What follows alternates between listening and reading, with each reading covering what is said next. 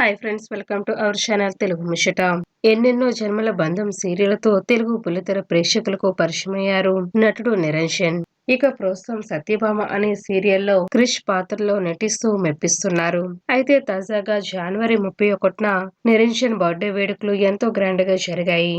ఇక బుల్లితెరపై గుండె నిండా గుడిగంటలు అనే సీరియల్లో మీనా పాత్రలో నటిస్తున్న అమూల్య గౌడ నిరంజన్ కు బర్త్డే సర్ప్రైజ్ ఇచ్చారు. వీరిద్దరూ కలిసి కన్నడలో కమలి అనే సీరియల్లో కలిసి నటించారు. ఇక ఈ సీరియల్ సూపర్ హిట్ గా నిలిచింది. ఇక అప్పటి నుంచి వీరిద్దరూ కూడా మంచి రిలేషన్షిప్ ను మెయింటైన్ చేస్తూ వస్తున్నారు.